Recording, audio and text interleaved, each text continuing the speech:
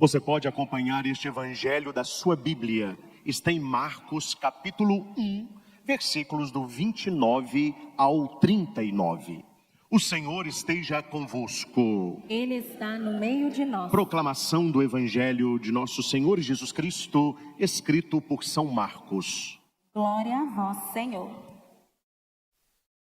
Naquele tempo, Jesus saiu da sinagoga e foi com Tiago e João para a casa de Simão e André. A sogra de Simão estava de cama com febre e eles logo contaram a Jesus. E ele se aproximou, segurou sua mão e ajudou-a a levantar-se. Então a febre desapareceu e ela começou a servi-los. À tarde, depois do pôr do sol, levaram a Jesus todos os doentes e os possuídos pelo demônio. A cidade inteira se reuniu em frente da casa. Jesus curou muitas pessoas de diversas doenças e expulsou muitos demônios. E não deixava que os demônios falassem, pois sabiam quem ele era. De madrugada, quando ainda estava escuro, Jesus se levantou e foi rezar num lugar deserto.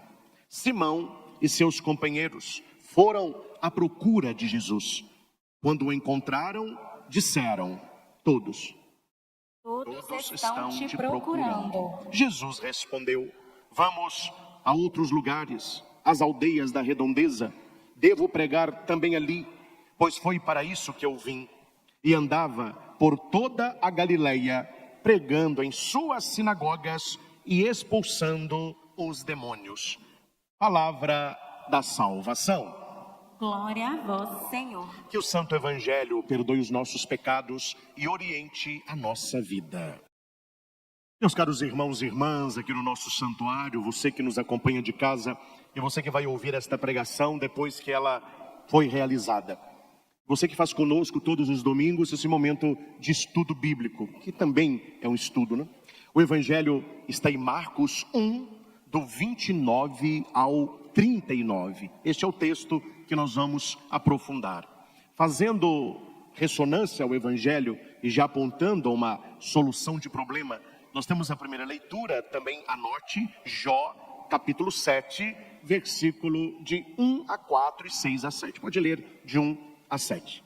Meus irmãos, todos nós temos uma questão na vida que ela não é facilmente respondida.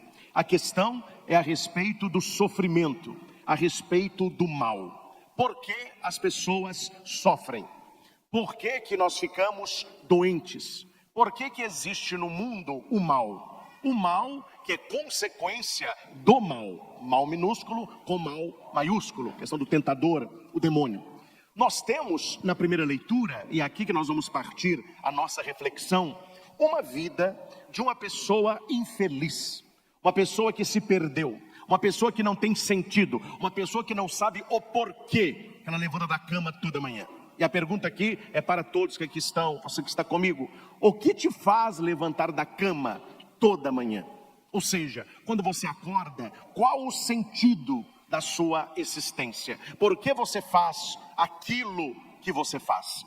Há pessoas que não veem sentido em levantar, e quando levantam, como disse a leitura, já pensam: tomara que chegue a noite para eu me deitar de novo. Quer dizer, é uma vida sem sentido. E nós cristãos sabemos que quem nos dá sentido, quem dá sentido à nossa vida é o próprio Deus, na sua bênção, no horizonte que Ele nos prepara, na sua palavra que nos direciona, no seu Espírito que habita em nós. Se você tira Deus da história, se você tira a graça de Deus da história, me desculpe a palavra, você começa a ter uma vida desgraçada. E como tem gente hoje que tem uma vidinha desgraçada. E por quê? Porque as pessoas buscam a graça onde não há graça. Desgraçada, uma vida sem graça. Quem não acha a graça de Deus, não encontra graça na vida. E muitas pessoas utilizam dessa palavra feia, a gente não gosta muito da palavra desgraça, né? Mas esta palavra denota o quê? Alguém que tem uma vida, uma existência, escolhas e sonhos sem a graça de Deus. Então, desgraçada, sem graça.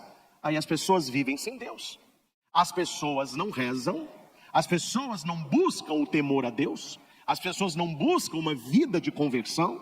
Algumas nem na igreja vão, muitas nem creem mais, então elas vão terminar com a reclamação de Jó, que é a primeira leitura, Jó no capítulo 7. Veja uma pessoa que perde a fé, uma pessoa que não tem um horizonte de Deus, porque aquilo que nos acontece, meus irmãos, e aqui o pior de tudo, a morte de alguém que nós amamos, uma doença nossa ou do outro, os problemas da nossa vida, se você não envolve isso de Deus, se você não envolve isso da providência de Deus, você enlouquece. Aí você começa a falar mal da vida, mas ô vidinha desgraçada essa minha, viu? Eu acordo para trabalhar, trabalho o dia todo, minha vida não tem sentido, é um problema atrás do outro. Quer dizer, a pessoa vai perdendo a própria alegria de viver. O entusiasmo, é cheio, ânima, a alma é vida. Uma pessoa entusiasmada é uma pessoa cheia de vida. Uma pessoa que vive longe de Deus, ela vai perdendo a alegria. Ah, padre, mas eu conheço muita gente que vive longe de Deus e está aí sapateando, pulando, bebendo. Porque está no auge da juventude. É assim que funciona. É um bando de iludido. Hora que a vida vai passando, e aqui ele vai dizer que a vida é um sopro. Hora que a pessoa que levou a vida de qualquer jeito, porque tem gente que leva a vida de qualquer jeito. Hora que essa galera começa a chegar ali no ENTA, tem o 40, tem 50, os abençoados vão lá para os 60, os bem-aventurados lá para os 70, tem gente procurando 80, e se vier 90, graças a Deus. A hora que a pessoa vai entrando no ENTA, ela começa a pensar na própria vida. E aquela farra da juventude, aquele tempo de ilusão, aquele tempo longe de Deus, a conta é cara e a conta chega. Escrevam o que eu estou dizendo, para que quando chegar vocês lembrem que eu avisei. A conta, ela vai chegar, mais cedo ou mais tarde, você tem que pagar isso aí. E as pessoas vivem então uma vida como se Deus não existisse, até que elas perdem o sentido da própria existência. Então olha a primeira leitura, uma pessoa infeliz. Aqui eu não vou contextualizar, pregar sobre ele, eu poderia pregar sobre Jó, porque Jó era um homem temente a Deus. Jó aqui é um bem-aventurado. O que foi que estragou a vida de Jó? Convido você a ler todo o livro de Jó, que eu não vou pregar sobre Jó, vou só dar essa indicação. Duas coisas atrapalharam a vida de Jó. A mulher dele, que é uma linguaruda, a mulher não fica calada uma hora, e a mulher só fala coisa que não presta. Para falar coisa que não presta, é melhor ficar calado. Ela ficava no ouvido de Jó, tá vendo? Você foi temente a Deus, você rezava, olha o que está te acontecendo. Ou seja, a mulher, em vez de sustentar o marido, estava colocando o cara para baixo. A primeira coisa que atrapalhou Jó, as palavras da sua mulher. Uma mulher que não entendia o mistério da salvação, envolvido pela graça. E outra coisa que atrapalhou muito a caminhada de Jó, os seus maus amigos. Os amigos que iam até Jó, ao invés de ajudá-lo e de se compadecerem dele, os amigos falaram: que coisa, Jó, alguma coisa você fez, olha aí que tragédia, que desgraça que está a sua vida. Você reza, você faz sacrifício, é um homem bom, não adiantou nada, né? Perdeu família, perdeu os seus bens, perdeu bezerro, perdeu ovelha. Então são essas pessoas que atrapalham o nosso relacionamento com Deus. É por isso que eu digo, meus irmãos, na hora do sofrimento, claro, tem a sua família, tem os seus amigos, mas na hora que a dor nos visita, nada nos conforta mais que você conhecer a vida dos santos, que você ler a vida de santos, principalmente os santos que sofreram. Ali eles vão te passar conselhos valiosos, eles vão te ensinar como lidar com a enfermidade. Ninguém quer ficar doente, ninguém quer sofrer dor, ninguém quer estar acamado. Mas se essa situação nos visita, como que eu vou lidar com isso? Tem duas maneiras: revolta e uma aceitação em Deus. A revolta piora o estado. Além de você estar doente no corpo, você fica doente na alma, nas suas emoções. E a aceitação não é gostar da doença, mas parar de brigar com aquilo que é. E aprender a envolver a situação, seja de doença ou qualquer sofrimento humano, de algo além que eu não vejo, mas que Deus trabalha para minha santificação. Então veja aqui a primeira leitura, neste contexto que eu estou falando, de uma pessoa que perdeu o sentido da vida. Uma pessoa que vive sem a graça de Deus. Não é acaso uma luta a vida do homem sobre a terra? Uma pessoa feliz falaria assim: não é por acaso uma bênção a vida do homem sobre... Não, é que ele está na luta, o negócio é batalha. Seus dias não são como dias de mercenário O que é um mercenário? É aquele que tenta levar vantagem, aquele que quer pegar os despojos, não é? Como um escravo, olha aí, o cara tá mal mesmo, que suspira pela sombra, como um assalariado aguarda a sua paga. Assim tive por ganho meses de decepção, e couberam-me noites de sofrimento. Isso aqui é depressão no último grau, viu? A pessoa tá para baixo mesmo. E se me deito, penso, quando poderei me levantar? Tá ruim essa noite, eu não gosto de noite, vou deitar, com insônia, calor, pernilongo, a dengue. Que hora que eu vou poder me levantar? E quando amanhecer, eu espero novamente à tarde, e me eis de sofrimento, até anoitecer. Quer dizer, o cara está reclamando que vai deitar, e quando reclama, está reclamando porque acordou, ele quer deitar de novo. É uma vida sem sentido, ele vai levando as coisas, né? Meus dias correm mais rápido do que a lançadeira do tear, e se consomem sem esperança. Lembra-te de que minha vida é apenas um sopro, e meus olhos não, olha aqui gente, pelo amor de Deus, e meus olhos não voltarão a ver a felicidade. Quer dizer, é uma tragédia. Uma vidinha dessa, meu filho, é uma desgraça do início ao fim. E há pessoas que estão vivendo assim. Talvez nós estejamos vivendo como um mercenário, buscando só as coisas da terra. Talvez nós vivamos como escravo do pecado, buscando apenas o salário. Ele reclama que ele trabalha o mês inteiro procurando o salário, e quando ele recebe, aquilo é uma decepção. Ele não vê gosto no fruto do seu trabalho. Quando deita quer levantar, quando levanta quer se deitar. A vida dele é um sofrimento. Os dias correm rápido e ele não tem mais esperança. A vida é um sopro, e ele vai dizer para ele mesmo, nunca mais eu verei a felicidade. Meus irmãos, uma pessoa que vive nesse contexto, e infelizmente tem gente que vive neste contexto. Eu visito pessoas no fundo do poço da depressão, jovens que estão nas drogas, moças que foram traídas, perderam o noivo, situações diversas. As pessoas não falam exatamente assim, mas elas acreditam nisso aqui. Rapaz, eu nunca mais vou ser feliz na minha vida. Olha o que me aconteceu. A minha vida não tem esperança, a minha vida não tem sentido. Depois que tal pessoa morreu, eu não vejo graça em mais nada. Eu durmo querendo acordar, eu acordo querendo dormir. A vida não tem sentido, é um sofrimento, é um tormento. Quer dizer, até quando nós vamos ficar neste ciclo vicioso? O ciclo do sofrimento, da reclamação, né? Condoídos, falando mal da vida, falando mal dos outros, falando mal de nós mesmos. Existe uma saída. Existe uma saída. E qual foi a saída que depois deste texto Jó encontrou?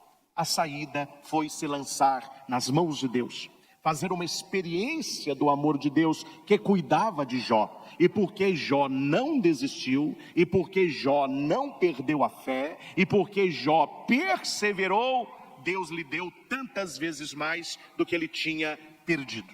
Talvez você hoje esteja vivendo uma vida tipo este Jó. Não o Jó da vitória, mas o Jó da reclamação. E as pessoas até dizem, né? Nome fulano de tal tem a paciência de Jó. É porque eles não leem o livro, porque Jó não tinha paciência nenhuma, né? Jó, ele reclamava, ele ia para um lado, ele ia para o outro, ele tentava fazer as coisas, e as coisas não iam, até que ele se entrega. Então você não deve dizer, eu tenho a paciência de Jó. Não, a palavra certa seria, eu estou me entregando como Jó. Aí sim. Eu estou deixando Deus me conduzir como Jó. Eu fazendo o que posso, Deus realizando o que eu não posso. Então esta leitura problemática, ela nos coloca uma seta até o evangelho que nós ouvimos. Se não há resposta humana para o sofrimento, para a dor, para a doença, para a morte, para as mazelas, Jesus Cristo se mostra como a resposta. Ele é o nosso sentido maior. É por isso que a primeira leitura fala sobre os lamentos de Jó, e quando você vai para o evangelho, você já vê Jesus. Jesus indo à casa de uma mulher doente. Aquele Jó que se sentiu desamparado, o evangelho vai dizer, hoje nós temos a presença de Jesus. Que ele nos espera na sua casa, mas que ele também vai à nossa casa. Isso é maravilhoso. Jesus nos espera na sua casa, que é a igreja, mas ele vai à nossa casa. Quem prestou atenção na semana passada, você viu que o evangelho de hoje é continuidade da semana passada. Ele estava na sinagoga, num dia de sábado. Ali ele está falando, pregando, e um cara se manifesta. O cara estava possesso. Jesus, então, cura aquele homem, expulsa aquele demônio. Aí o evangelho continua. Naquele mesmo dia, então ele sai da sinagoga, ele sai da casa do seu pai. Outra coisa, gente, só abrir um parênteses aqui pequenininho, né? Tem gente que não sabe o que é sinagoga. Tem gente que faz uma ligação direta entre sinagoga e igreja. E parece que naquela época tinha os lugares assim, ó, como se fossem igrejas. Na Bíblia, sinagoga é qualquer lugar, por menor que seja, onde as pessoas se reuniam para ler a Torá e para rezarem. Não confundam sinagoga com o grande templo de Jerusalém. Aquela é outra coisa. O templo de Salomão é a sinagoga das sinagogas. Grande, luxuoso, todos queriam ir lá. Agora, em cada lugarejo, por menor que seja, havia um lugar, um cômodo, onde as pessoas se reuniam para meditar a Torá, que é a palavra do judeu. Então isso era uma sinagoga, não é? Nós não podemos ler a Bíblia como se fosse hoje. Então eles tinham, não, nessa cidade existia, era outro tipo de construção, outro tipo de avenida, outro tipo de rua, tudo diferente. Isso há 2000 anos atrás. E eram nesses lugares restritos ao culto que eles se reuniam. Então Jesus estava numa sinagoga como essa. Eu estava assistindo há pouco tempo um episódio, aquela série famosa lá de Jesus, né? E aparece Jesus numa sinagoga, lendo um texto bíblico. Perfeito a filmagem. É um lugar, parece um porão, com pouca luz. Eles tiram um rolo e entregam para Jesus. Muita gente sentada em almofada, gente no chão, aquelas paredes de barro. E isso era uma sinagoga. É um lugar onde se meditava a palavra. É a casa do seu pai. É a casa do seu pai. Quando Jesus fica, aí sim, em Jerusalém, e Maria e José vão buscá-lo, ele vai dizer, não sabias que eu devo estar na casa do meu pai? Então Jesus mostra aí a importância da igreja, a importância desta construção que nós aqui estamos. Eu não estou aqui, meus irmãos, denegrindo ou falando mal ou colocando para baixo. Não. Eu estou aqui mostrando a importância para nós católicos do templo, deste local que estamos. Não cabe a nós, como outras igrejas têm, lugares diversos de culto. Exemplo, existe um cinema. O cinema quebra. Eles fazem uma igreja no cinema. Passa pouco tempo, já não é mais igreja, é supermercado. Tem um açougue, o açougue quebrou, vamos fazer aqui um lugar de culto. Isso é uma mentalidade protestante. A mentalidade católica, ela puxou deste zelo que Jesus tinha pela casa do seu pai, pelo lugar do culto. Então o lugar que nós estamos aqui, ele é um lugar destinado ao culto e será estritamente e para sempre um lugar de culto, um lugar consagrado para o culto, para a adoração. Por isso que hoje, sendo domingo, você sai da sua casa e vem para cá. Porque nós sabemos, é a casa do Senhor, é onde o Senhor espera aqueles que são seus. Mas uma coisa interessante, se nós temos alegria de irmos à casa do Senhor, como canta o rei Davi, que alegria quando me disseram, vamos à casa do Senhor. Este Senhor, ele tem alegria de ir também na nossa casa. Então quando você reza lá na sua casa, lá se transforma também numa igreja, a igreja doméstica, que o Papa João Paulo tanto pediu às famílias, façam da sua casa uma igreja doméstica, um lugar também de culto, um lugar de adoração. Na sua oração da manhã, não levante da cama sem agradecer a Deus a sua noite, sem fazer um sinal da cruz bem feito, a profissão da fé, creio em Deus Pai, um Pai Nosso, uma oração espontânea, a oração de São Bento, proteger o seu dia, antes da refeição na sua casa, rapidinho, vamos fazer uma prece, vamos agradecer a Deus esse café da manhã, vamos agradecer a Deus o nosso almoço, à noite uma oração de louvor, antes de deitar, fazendo a revisão do dia, agradecendo aquele dia, pedindo que Deus guarde a nossa noite. Você está transformando a sua casa num lugar de culto. E atenção, meus irmãos, atenção no que eu vou dizer. Quando você transforma a sua casa num lugar de culto, a sua casa se transforma naturalmente num lugar de cura. E a sua casa e você começa a exercer, sem ver, um exorcismo diário. Todo cristão, ele traz no seu coração um ser exorcista. Ai, padre, como assim? Agora eu vou começar a fazer exorcismo. Não é o exorcismo em si. Mas onde a luz chega, as trevas têm que sair. A luz, ela tem que incomodar as trevas. Então o que é viver um ser exorcístico? É você que está tão cheio de Deus, é você transformar a sua vida num louvor a Deus, que na sua casa o mal não se aproxima, porque a sua família é um lugar onde Deus impera. Quando você chega no lugar, as trevas daquele lugar, elas têm que ficar incomodadas ou sair, porque a luz ali está. E Jesus vai dizer, se a sua luz não está iluminando, alguma coisa errada tem aí. Se o seu sal não está salgando, alguma coisa de errado está aí. Porque não se acende uma luz, uma vela, uma lâmpada e a coloca debaixo da mesa, mas no alto, para que ela ilumine. Se o sal perde o sabor, para que serve? Para nada, para ser jogado fora. Cuidado, gente, tem muito cristão católico insosso e apagado por aí. Então nós precisamos aceitar que este Senhor que nós encontramos aqui na igreja, que Ele quer ir na sua casa e fazer também na sua casa uma grande libertação, uma grande cura. Mas você precisa se abrir a isso, você precisa acreditar nisso, você precisa ter fé. Porque não adianta Jesus ir se não tem fé. Ah, padre, lá em casa não acontece milagre, lá em casa não acontece cura. Não coloque a culpa em Jesus, a sua pouca fé, meu caro. Porque a Bíblia vai dizer que Jesus operava milagres, curas, exorcismos, e a sua fama crescia. Aí Jesus vai para onde? Para Nazaré, sua terra. E ali a Bíblia diz que Jesus ficou impressionado com a falta de fé daquele povo. E ele não realizou ali nenhum milagre. Ele curou algumas poucas pessoas, abençoou as crianças e foi para outro lugar onde tinha fé. Então Jesus quer ir na sua casa? Sim.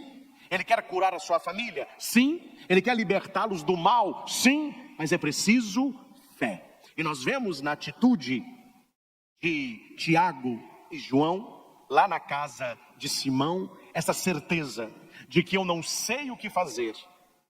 Talvez você já viveu isso. Eu vivo isso. O que eu vou fazer nessa situação? Meu Deus do céu, o que eu vou fazer? Se você não sabe o que você vai fazer, apresente a situação em Jesus e deixa Ele fazer. Veja que bonito. Jesus saiu da sinagoga e foi com Tiago e João para a casa de Simão e André. 4 amigos, 4 discípulos de Jesus. Aqui nós vemos que Pedro era casado. Como que eu sei disso? Porque ele tem sogra, né? Então, ele era casado. Olha, padre, mas por que o evangelho nunca fala da mulher de Pedro? Que ele era viúvo. Segundo os historiadores, a mulher dele tinha falecido. E naquela época, o bom relacionamento com a sogra era trazê-la para a sua casa, se a mulher houvesse falecido. É por isso que a sogra de Pedro está na casa dele, acamada. E um outro sinal que o texto dá, aí estudando, profundamente a escritura, é quando a mulher é curada e ela passa a servir Jesus e os discípulos. Não era função da sogra. A sogra é a matriarca. É a mulher mais velha, então ela fica na sala. Quem serve é a filha. A obrigação de servir visita é a mulher, é a esposa. Por que é a sogra que serve? Porque não havia mulher ali, não havia esposa. Então o que a história entende? Que Pedro era viúvo, porque nunca se falou de mulher de Pedro, o nome dela nunca apareceu. A mulher é totalmente esquecida, mas a sogra está aí presente. Dito isso, a sogra de Simão estava na cama com febre. Aqui a febre é uma outra palavra para sofrimento. A sogra de Pedro pode ser eu e pode ser você. É uma pessoa que tem um sofrimento na vida, uma situação que você não consegue resolver sozinho. E aqui eu já abro um outro parênteses. Não basta estar doente, é preciso ser simpático. Mantenha a sua boa convivência com os próximos, para que quando você estiver doente, eles se tornem ainda mais próximos e não se tornem distantes. Estou abrindo o leque aqui para a gente pensar. Eu gosto de estudar a Bíblia, você tem que ir rasgando o texto. Se a sogra de Pedro fosse uma mulher chata, implicante, fechada, negativa, eu tenho certeza que eles tinham falado assim, Jesus está chegando, fecha a porta e ninguém está um pio, viu? E se Jesus ver essa mulher, ele vai curar, eu estou doido para ela, despachar. Eles esconder a mulher. Não, aqui acontece o contrário. Ela está doente? Está. Mas a gente nota pelo texto que ela é uma querida. Eu não sei como era a sogra de Pedro, mas eu vejo uma senhora muito simpática, disponível, trabalhadeira, atenta aos detalhes, cuidadora da casa, e eles sentiam falta daquela mulher com saúde. Eles sentiam falta daquela mulher no seu dia a dia. E o texto diz que quando Jesus chegou àquela casa, não teve beijo, não teve unção, não teve cafezinho, não teve abraço, eles logo contaram a Jesus. Aquilo que é importante é a notícia principal. Olha que mulher fantástica. Olha que mulher que marcou esta família e os amigos da família. Eles se preocupavam com ela. Certamente eles se preocupavam com ela, porque na saúde dela, ela se preocupava com eles. Ah, padre, ninguém lembra de mim. Você lembra dos outros? Ah, ninguém me abraça. Você abraça os outros? Ninguém me trata bem. Você tem tratado bem os outros? Comece aqui, ó. O negócio não é de lá para cá, é daqui para lá. E essa mulher, ela é valiosa. Então eles contaram logo a Jesus. Mas, irmão, quando você for rezar, não fique patinando no gelo e nem amassando barro. Conte logo para Jesus qual é a situação que te aflige. Não faça uma oração mascarada. O que é uma oração mascarada? Uma oração sem expressão. Uma oração sem expressão. Veja, agora está chegando aí o carnaval, as pessoas vão colocar máscara. Aí você olha para a pessoa, você não vê a pessoa, você vê a máscara dela. Você não vê se ela está sorrindo, se ela está chorando, se ela está com um olhar de deboche, se ela está no sofrimento. Você vê a máscara. Quando você for rezar, a primeira coisa que você precisa fazer é tirar a máscara e mostrar para Deus a sua verdade. A sua verdade. Eu falo, meus irmãos, pela minha experiência de padre há 18 anos. O ir à igreja é importante, mas o estar na igreja com o coração fechado, escutando num ouvido, saindo no outro, ir à missa para bater cartão, ou porque alguém insistiu que você estivesse, é uma perda de tempo fenomenal. A pessoa entra seca e ela sai seca. A pessoa não é abençoada e a pessoa não enxerga isso. A pessoa deveria se colocar no espelho da verdade. Eu estou indo à igreja, eu estou sendo uma pessoa abençoada. Deus tem abençoado a minha vida, Deus tem me ajudado a ficar de pé, como ajudou a sogra de Pedro. Eu noto que Deus me sustenta. Eu sou uma pessoa curada por Deus. Ele expulsou da minha vida algum mal? Não, vai à missa.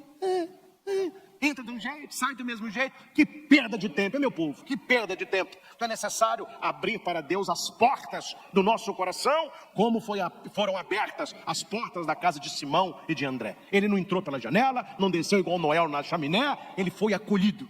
Primeira coisa que eles fizeram, abriram as portas e receberam o Senhor. Abra as portas do teu coração e deixa Deus entrar. E quando Deus entrar, apresente para Ele logo qual é a situação. Não deixe para depois. Depois pode ser muito tarde. Ah, padre, depois eu vou à igreja. Depois eu rezo. Depois eu me confesso. Depois eu vou convidar tal pessoa.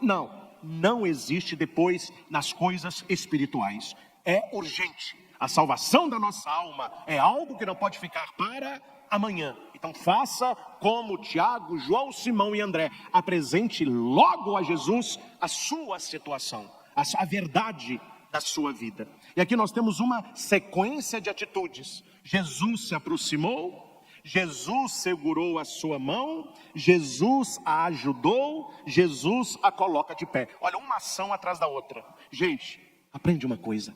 A cura de Deus na sua vida, ela tem etapas.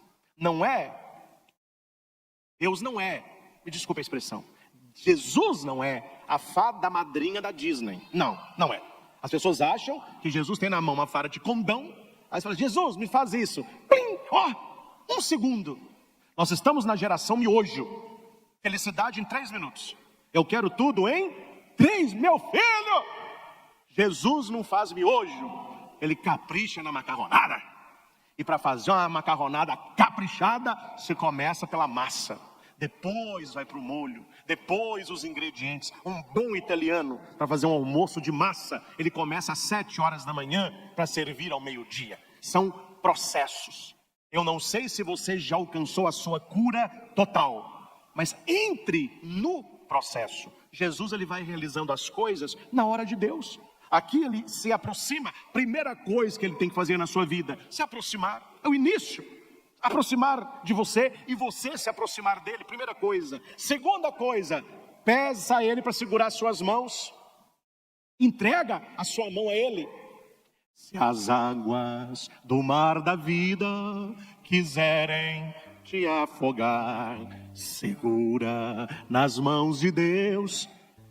E vai. Não é voltar, vai. Aproximou Jesus, entrega para ele a sua mão. Igual criança, acho muito bonitinho criança. Meus sobrinhos estão aqui, ó. Eles estão andando perto de mim, eu faço assim com a mão, ó. Eles dão a mão, não precisa nem pedir não. Você faz assim para eles, eles dão a mão. Mão é sinal de confiança, cuida de mim, me guia, me leva. Se aproxime de Jesus e dê as suas mãos a ele. E ele vai te ajudar. Ele vai te ajudar. Mas a ajuda de Deus é consequência da proximidade de Deus e de Deus segurar as suas mãos.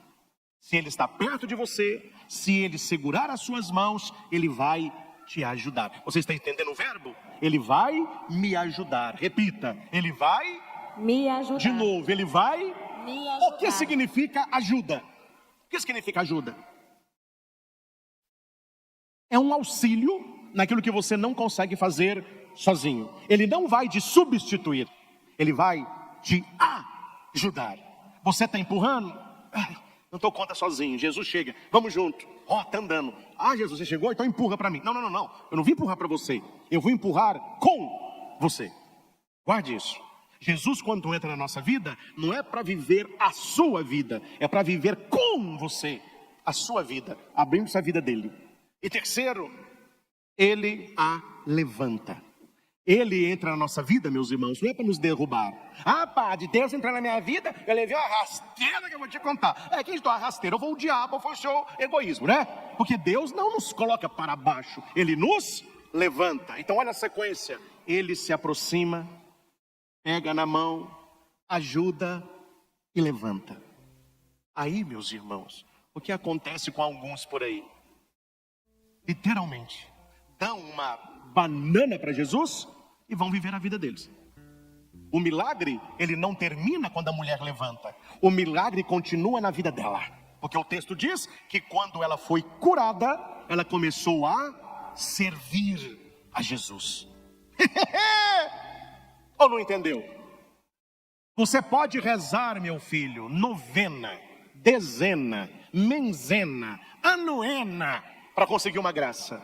Se Deus olhar para o teu coração e ver que aquela graça não vai te levar a servi-lo, mas vai te levar ao pecado, vai te levar à distância, vai te levar à descrença, ele te mantém na sua posição, que quando você está na pior, você está rezando. E quando você não recebe a graça, você vai à igreja. E quando você está com o nariz lá embaixo, você está fazendo adoração, está rezando o terço, está procurando vida de santo. Aí quando você melhora, eu não quero mais a Deus. Não receba a graça. Quando é que a graça é nos dada? Quando Deus olha para o seu coração e você vai dizer: Senhor, eu quero a graça para te servir melhor. Eu não quero ficar nessa cama porque eu quero pregar a tua palavra, eu quero ajudar as pessoas, eu quero salvar a minha família, eu quero restaurar meu casamento, eu quero ser sal, eu quero ser luz na faculdade, no meu trabalho. Aí a cura acontece, Sem julgar A ou B, eu já vi casos de pessoas pedindo a Deus uma cura, e a cura foi dada, e a pessoa voltou para a mesma vidinha miserável e desgraçada de ontem. Só voltando aqui. Meus dias correm muito rápido, como a lançadeira do tear, se consomem sem esperança. Lembra-te da minha vida, é apenas um sopro, e meus olhos não voltarão a ver a felicidade. Meu filho, por que os seus olhos não voltarão a ver a felicidade? Porque eu bebi demais, eu estou com uma cirrose desgraçada, e o médico disse: se eu não tratar, eu vou morrer. Então, meu caro, trate o seu físico, mas trate o seu coração. Volte o seu coração ao Senhor, reze, se converta, peça que Ele te livre deste vício.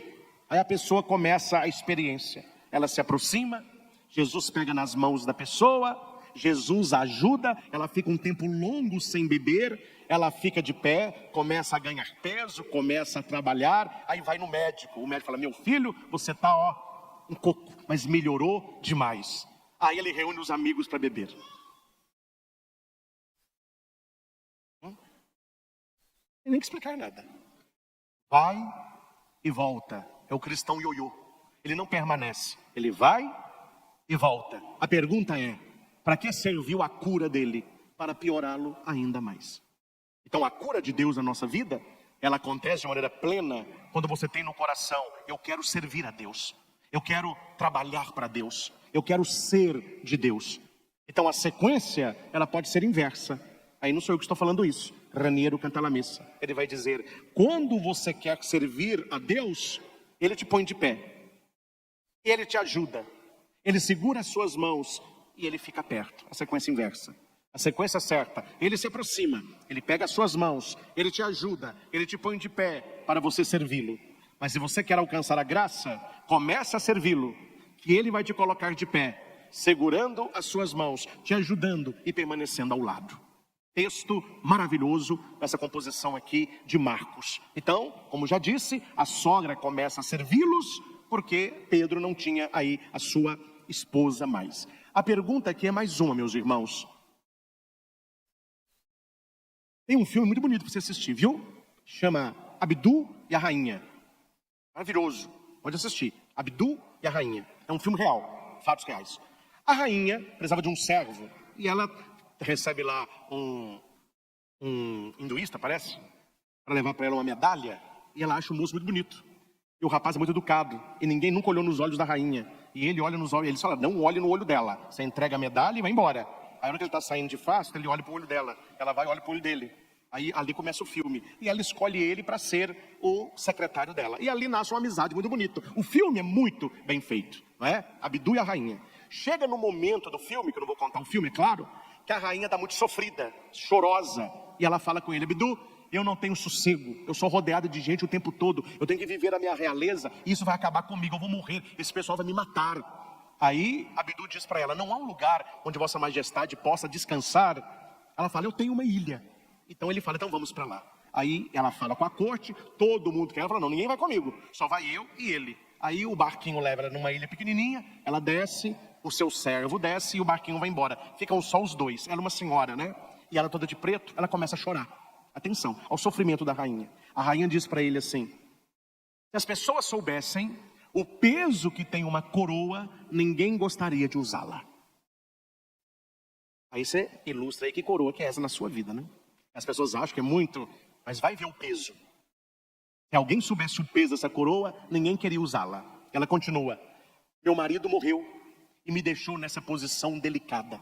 Eu sou uma velha, gorda, idosa, com compromissos atrás de compromissos. Me diga, Abdu, qual o sentido de tudo isso? A hora mais bonita do filme. Ele chega perto dela, ajoelha, pega na mão e fala assim, servir. Servir.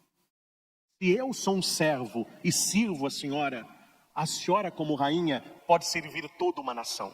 Se o ser humano aprender que a nossa vida tem sentido, quando você descobre por que você nasceu e a quem você deve servir, você se torna uma pessoa feliz. Aí ela levanta e ele vai andando atrás dela. Isso é a metade do filme. Por que eu estou contando esse fato? Porque aqui está que a sogra de Pedro, uma mulher idosa, começou a servi-los. Se você quer, dê.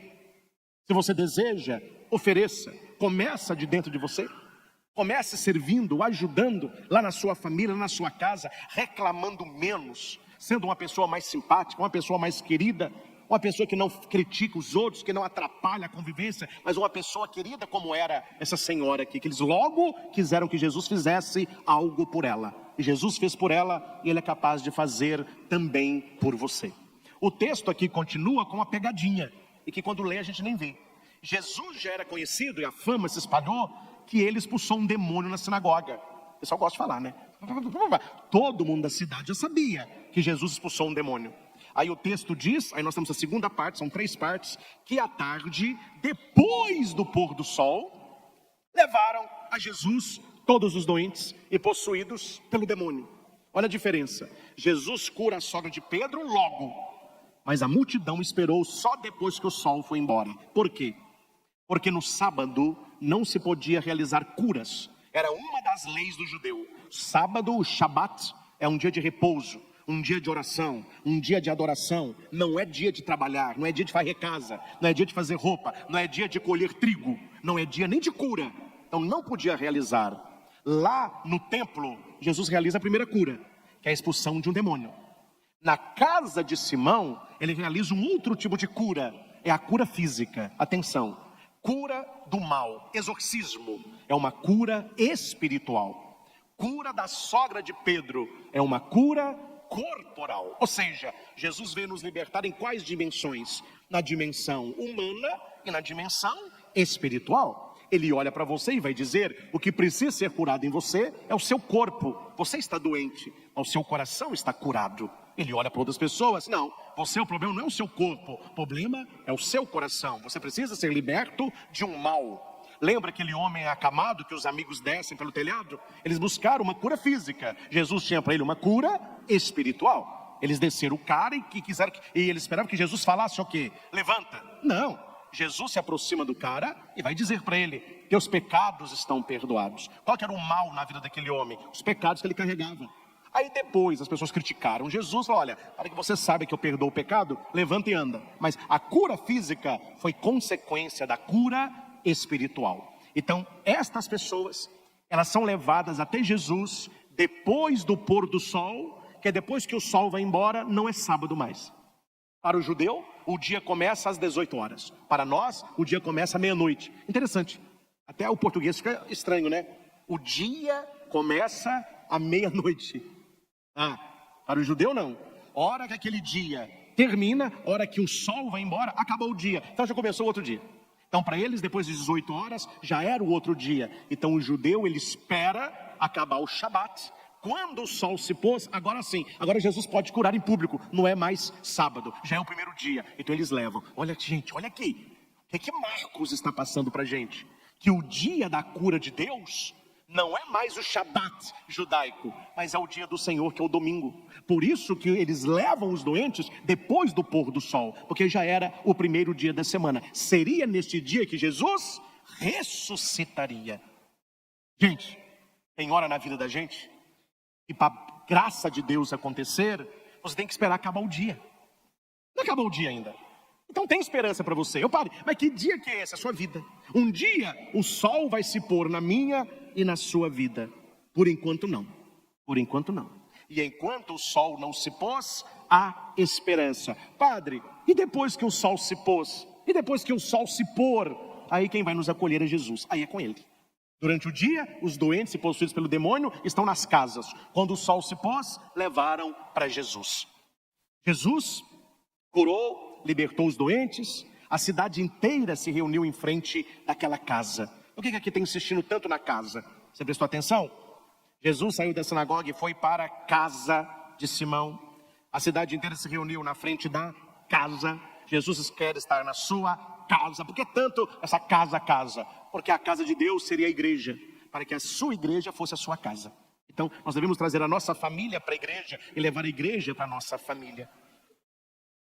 Jesus curou muitas pessoas de diversas doenças, cura física, e expulsou muitos demônios, cura espiritual.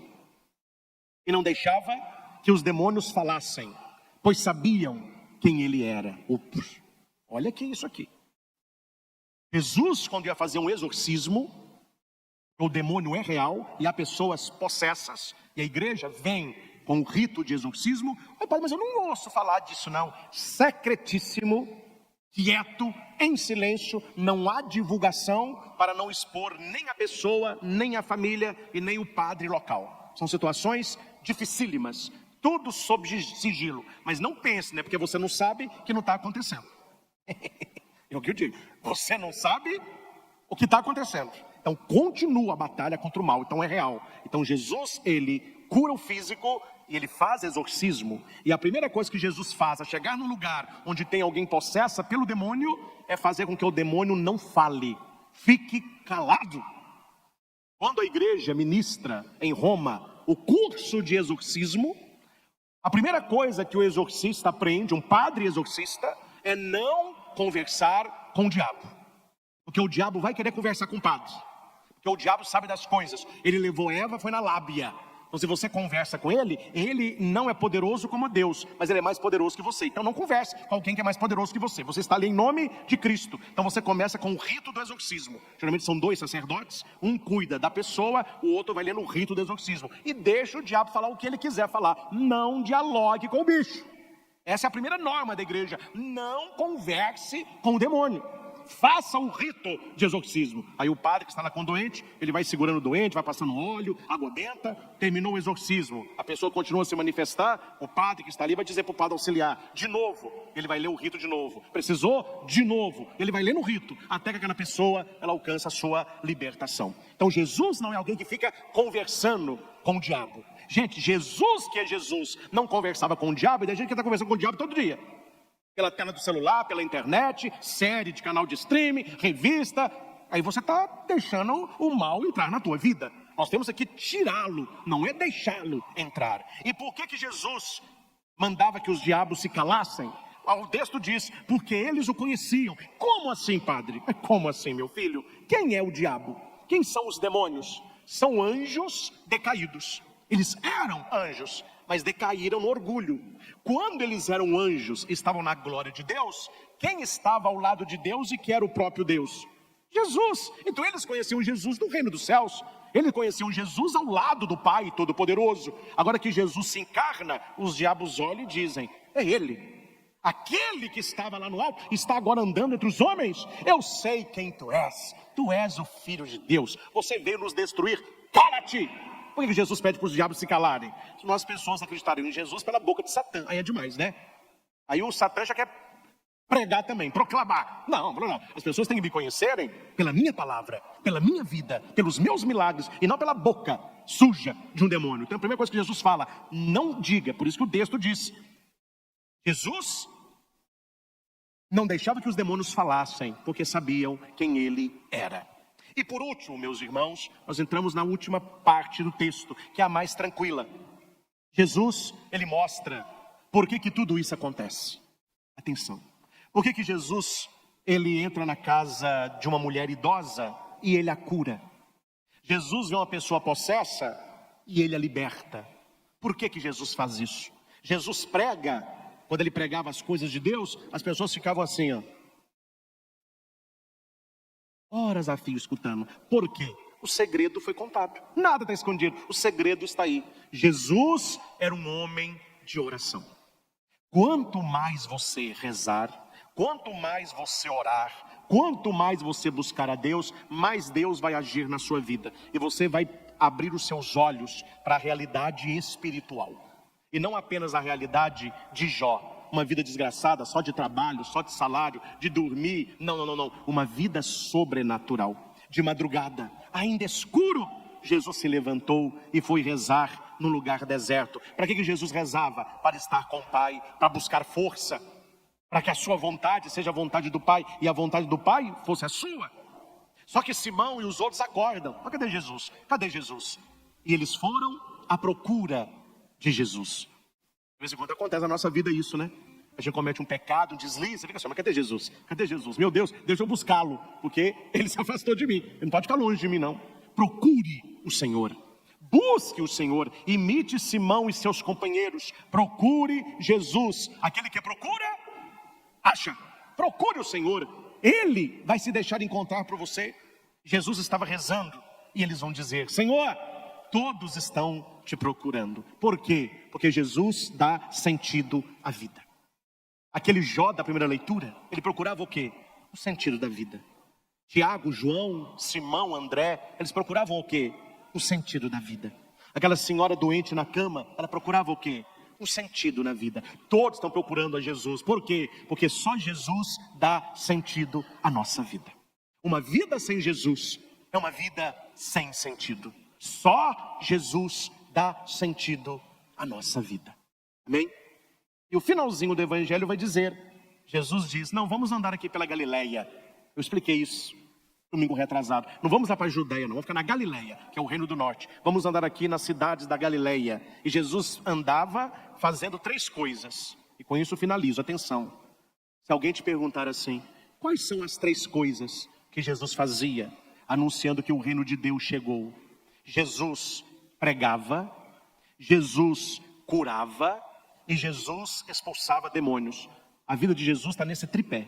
Ele era um pregador eloquente das coisas do Pai, ele curava as doenças e ele expulsava os demônios. Tudo isso para provar, ele é verdadeiramente o Filho de Deus.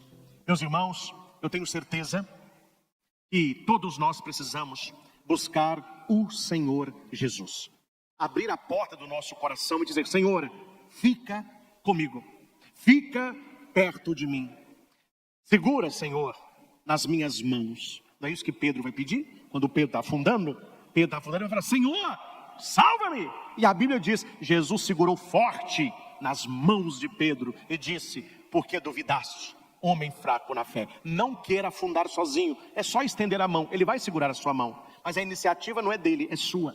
Uma das pinturas mais famosas do mundo, se não a mais famosa. Eles dizem que a primeira pintura mais famosa do mundo, quem é?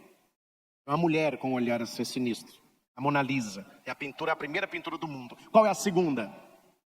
O teto da Capela Sistina, que é um valor incalculável. Michelangelo. Para mim, claro, a Capela Sistina bate de longe Mona Lisa, né? Longe. Mas uma pintura que todos conhecem. A criação de Adão. Todos conhecem. no alto da Capela Sistina, Deus sendo sustentado por anjos, lembram? Ele com a mão assim, ó, com o dedo para baixo, certo? E Adão numa pedra, com a mão também assim, lembram disso? Só que o dedo de Deus está esticado, não tem como Deus esticar o dedo. Adão está com o dedo assim, ó. Ele tem que levantar aqui, ó, para tocar no dedo de Deus. Se você já observou a Capela Sistina, o Adão não está tocando no dedo de Deus. Deus criou o homem e Deus está pronto para abençoá-lo. Agora depende do homem tocar no dedo de Deus, porque foi o dedo de Deus que nos deu o dom da vida maravilhoso. Ganhou de longe, Mona Lisa, né? Ganhou de longe. Então, meus irmãos, a única coisa que você tem que fazer, por favor, levanta a ponta do seu dedo e toque no dedo de Deus. Ele quer estar na tua casa, Ele quer curar a sua família, Ele quer curar você, Ele quer afastar o mal da sua família, Ele quer ajudar você a ficar de pé. Não queira levar a sua vida sozinho, você pode levar a sua vida com o Senhor Jesus. Não vou dizer que será uma vida fácil e tão pouco simples, mas será uma vida coerente, uma vida abençoada, uma vida com horizonte e, acima de tudo, uma vida com sentido. Você sabe por que se deita, você sabe por que se levanta. Aí Davi vai cantar no Salmo 138, Senhor, se me deito, tu estás comigo, se eu levanto, é tu que me sustenta. O Senhor conhece o meu deitar, o meu levantar, o meu sentar não te é oculto. A minha vida brilha aos teus olhos como o sol ao meio-dia. 1000 cairão à minha direita, 5000 à minha esquerda, eu não serei atingido. O Senhor é o meu pastor e nada me faltará. Elevo meus olhos para os montes, de onde virá o meu socorro? O meu socorro vem do Senhor, que fez o céu e fez a terra. Quando eu clamei, o meu Deus ouviu e propício me escutou. Cantarei eternamente as misericórdias do Senhor. Aí você escolhe qual que é o livro da sua vida, se é o livro de Jó ou se são os salmos de Davi. Davi está glorificando, Jó está reclamando. O Magnífica de Maria, Maria está glorificando, Jó está reclamando. Jó, Maria, Davi, os apóstolos. E você que está nesse estudo bíblico, eu não vou ler agora, mas marque aí para você ler na sua Bíblia, no seu catecismo, anote aí o parágrafo 2851 e 2852. Os que estão aqui na igreja podem ler depois, você que está em casa leia. Está no catecismo da igreja, é sobre a existência do demônio. Porque há muitas pessoas hoje dentro da igreja que falam que o demônio não existe mais. Aí é o fim da picada, né? Enquanto as pessoas de fora falam, ainda vai lá. Mas alguém de dentro da igreja que conhece a palavra, que já estudou os exorcismos de Jesus, que já viu uma pessoa realmente possessa, então não há como duvidar disso. A igreja atesta no parágrafo 2851 e 2852 a existência de uma pessoa maligna, que é Lúcifer, Satanás. Então está aí no catecismo da igreja a doutrina oficial daquilo que nós acreditamos. Senhor Jesus, nós te louvamos e exaltamos por esta palavra. Obrigado, Senhor, porque falastes ao nosso coração tantas coisas preciosas. Obrigado, Espírito Santo, porque nos fizestes ver neste texto tantas coisas escondidas, mas que ali estavam e agora se aclareiam na nossa frente. Senhor, nós queremos na nossa vida a experiência da sogra de Pedro. Nós desejamos viver próximos a Ti. Quero me aproximar de Ti, Senhor, porque o Senhor sempre quis se aproximar de mim. Segura as minhas mãos, me sustenta, Senhor, nas tempestades, nos problemas, nas enfermidades da vida. Ajuda-me a ficar de pé. Ajuda-me a cantar as tuas vitórias. E uma vez curado, eu possa te servir mais e melhor. Afasta, Senhor, da minha família, da minha casa, todo o mal, toda enfermidade, todo o espírito das trevas. Que a tua luz possa irradiar em nossos corações, vencendo todo o mal e derramando sobre nós toda a graça necessária para que possamos fazer e viver na tua vontade. Desperta no nosso coração o dom da oração. Assim como o Senhor acordava de madrugada para rezar, que possamos buscar esta experiência, pedir força, pedir discernimento, pedir sabedoria. E que assim, como o Senhor fez, que nós também possamos andar na nossa Galileia, buscando anunciar a Tua palavra, levando consolo aos doentes, afastando os demônios. Que a Tua graça repouse em nossos corações. Muito obrigado, Senhor, porque as Tuas promessas sempre se realizam no coração daquele que crê. Ao Senhor Jesus, toda honra, toda glória e todo louvor. Louvado seja nosso Senhor Jesus Cristo, para sempre seja louvado. Um pequeno instante de silêncio. Cada um deixe cair no seu coração esta pregação e pegue para você aquilo que Deus usou da minha boca para falar. De tudo aquilo que nós estudamos, de toda esta pregação, o que mais te tocou, o que mais te chamou a atenção? Quando você ouviu, é como se o Espírito Santo dissesse: isso aí é para você. Então tome posse desta palavra, faça um pequeno momento de oração.